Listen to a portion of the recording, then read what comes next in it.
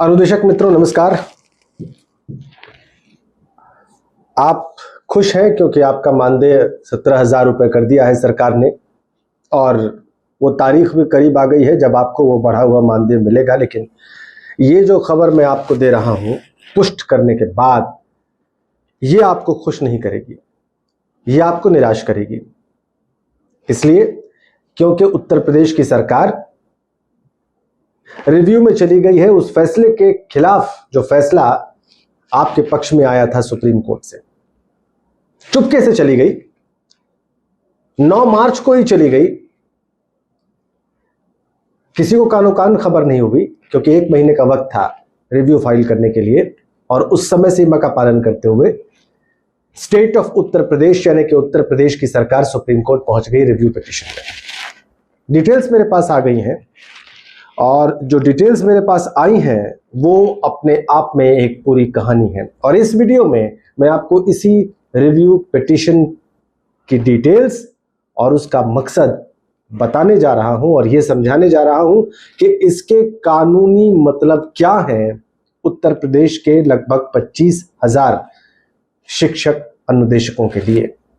वो कैसे इससे लाभान्वित होने से रोके जा सकते हैं सरकार के द्वारा और सुप्रीम कोर्ट रिव्यू पिटीशन में ऐसा क्या कर सकता है जो उनके लिए नुकसानदेह हो या उनका फायदा जो पिछले फैसले से हो सकता था वो कम हो जाए।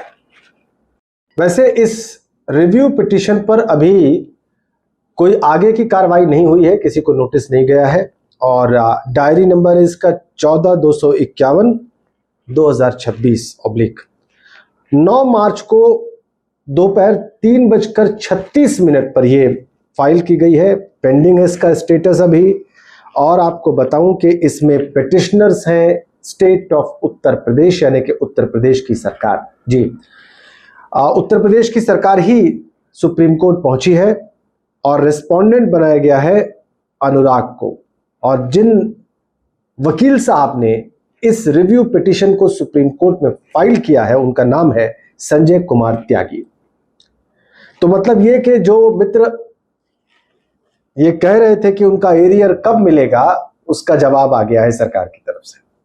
सरकार ने दरअसल आपके एरियर के सवाल को इस तरीके से उसका जवाब दिया है। सरकार ने साफ कर दिया है कि वो इन 9 सालों का एरियर जो एक अनुदेशक के लिए लाखों रुपए तक है या उस जजमेंट में जो डीम टू बी रेगुलर करने की बात कही गई है वो उसके लिए स्वीकार्य नहीं है। 17,000 रुपए का मानदेय तो लागू कर दिया गया इसी महीने से, लेकिन इस जजमेंट का जो कि जस्टिस मित्तल और जस्टिस भाटी ने दिया था 4 फरवरी को अनुदेशकों के पक्ष में और सरकार के खिलाफ, उसका एक सबसे अहम बिंदु था अनुदेशकों का एरियर। इस राशि जो बाकी की राशि है 17,000 रुपए में जो 9,000 रुपए मिल रहे थे उसको 17,000 रुपए तक ले जाने के लिए जो राशि है वो इतने समय तक जोड़कर अनुदेशकों को दी जानी थी। इसी को एरियर कहते हैं, लगभग 9 साल तक। और ये बहुत अच्छी खासी रकम है। इसके बारे में उत्तर प्रदेश की सरकार ने अपनी राय सुप्रीम कोर्ट में जाहिर कर दी कि जी नहीं, हम तैयार नहीं हैं, हम आपके फैसले का रिव्यू चाहते हैं। हम चाहते हैं कि साहब ये जो फैसला आपने दिया 4 फरवरी को इसको रिव्यू करिए, इसको फिर से देखिए क्योंकि ये बहुत बड़ी रकम है और हमारे विचार में न्यायोचित नहीं है, जस्टिफाइड नहीं है। तो जो तमाम आशंकाएं थी अनुदेशकों की कि उनका एरियर नहीं मिलेगा, कब मिलेगा भगवान जाने, वो सब आशंकाएं सही साबित हुई हैं और रिव्यू पिटीशन फाइल हो गई है। ये उत्तर प्रदेश के 25,000 अनुदेशकों के लिए अच्छी खबर नहीं है।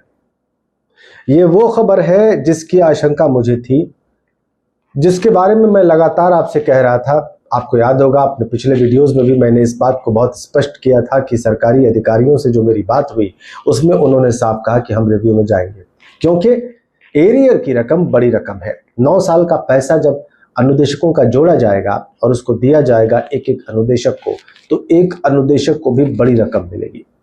ये बड़ी रकम देने के लिए हम तैयार नहीं हैं। मैं उन अधिकारियों के बारे में आपको नहीं बता सकता, लेकिन जजमेंट डे के दिन ही ये प्रतिक्रिया मुझे प्राप्त हो गई थी और इसके बारे में मैंने आप सबको बता दिया था।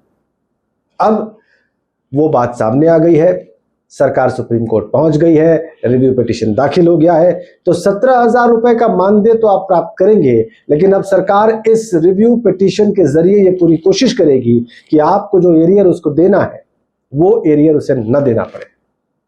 आपको नियमित करने की जो व्यवस्था इस जजमेंट में दी गई थी जस्टिस मित्तल द्वारा और जस्टिस भाटी द्वारा, वो उन्हें न करना पड़े, वो किसी प्रकार से बाध्य ना हो। इसके लिए ये दो चीजें अवॉइड करने के लिए सरकार सुप्रीम कोर्ट पहुंच गई है और चुपके से पहुंची है। मतलब ये कि इसका ज्यादा शोर ना हो और 25,000 अनुदेशक जो खुशी मना रहे हैं और सरकार जो ढोल पीट रही है कि उसने उनका मानदेय 17,000 कर दिया, वो ढोल पीटने का जो उत्साह है उसमें कमी ना आ जाए, वो कहीं गिर ना पड़े, वो कहीं खो ना जाए, इसलिए चुपके से पहुंचा गया। कोई शोर नहीं, एकदम दबे पांव जैसे हमला किया जाता है। और फिर अब जब ये बात सामने आ गई है तो आप समझ लीजिए कि आपके पक्ष में कौन कौन है।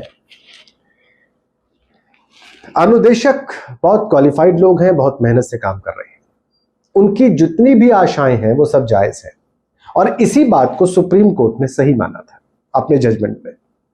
सुप्रीम कोर्ट ने कहा था कि अनुदेशक जो हैं वो शिक्षा की रीढ़ है उत्तर प्रदेश में और शिक्षा को देने के तमाम जायज उद्देश्यों की पूर्ति के लिए अनुदेशकों के मानदेय का बढ़ना जरूरी है। और इसके लिए अपने जजमेंट में बहुत सारी बातें जस्टिस मित्तल और जस्टिस भाटी ने लिखी थी, इसके बारे में मैं आपको विस्तार से बता चुका हूं। इस रिव्यू पिटीशन का अर्थ यह है कि सरकार उन तमाम बातों को जो इस निर्णय में दिए गए थे सही नहीं मानती।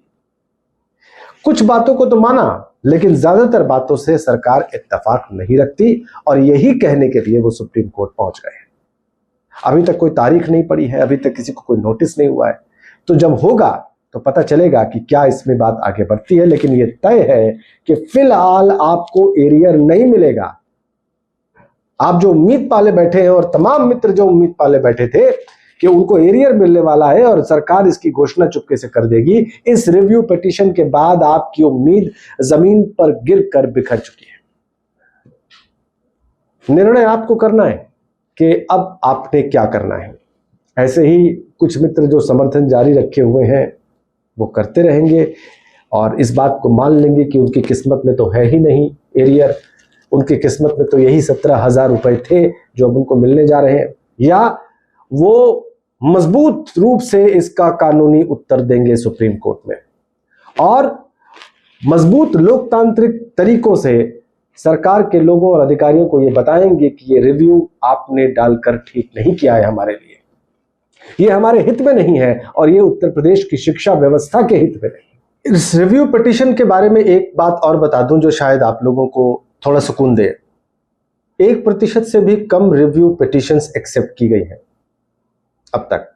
बहुत कम कामयाब रहती हैं रिव्यू पिटीशंस, बहुत कम। लेकिन ये सही है कि अगर सरकार किसी रिव्यू पिटीशन में पार्टी बन जाए तो फिर वो मामला खिंचता चला जाता है, क्योंकि ये जो ऑर्डर 4 फरवरी का था और जिसके खिलाफ सरकार रिव्यू में गई है उसको इंप्लीमेंट करने में ये रिव्यू बाधा बन जाएगा और इसका मतलब यही होगा कि आपको जो लाभ और एरियर मिलना चाहिए था वो फिलहाल तो मिलने से रहा। क्यों? क्योंकि अभी तक तो इसमें कोई नोटिस हुआ नहीं, अभी तक तो कोई डेट लगी नहीं।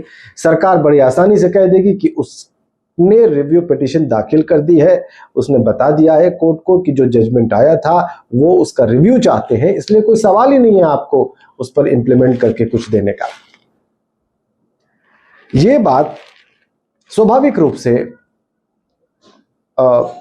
बहुत उत्साहवर्धक नहीं है अनुदेशकों के लिए, लेकिन जो उत्साहवर्धक बात है वो ये है कि ज्यादातर रिव्यू पिटीशंस यानी कि पुनर्विचार याचिकाएं गिरी हैं, उनको स्वीकार नहीं किया गया है, उनको नहीं माना गया है, क्योंकि वो उसी कोर्ट में दाखिल होनी होती है। एक जानकारी जो मुझे और मिल रही है कि जो जज साहब इसमें फैसला देने वाले जो जज थे वो इसी महीने रिटायर हो रहे हैं, तो सरकार चाहेगी कि वो रिटायर हो जाए और फिर इस मामले को नए जज सुने, वहां पर नए सिरे से इस मामले की सुनवाई होगी तो फिर इस रिव्यू पिटीशन की ताकत बढ़ जाएगी, क्योंकि स्वाभाविक है जिन जज साहब ने इस फैसले को दिया है वो अपने ही फैसले को गलत स्वीकार करेंगे, इसकी संभावना तो ना के बराबर थी।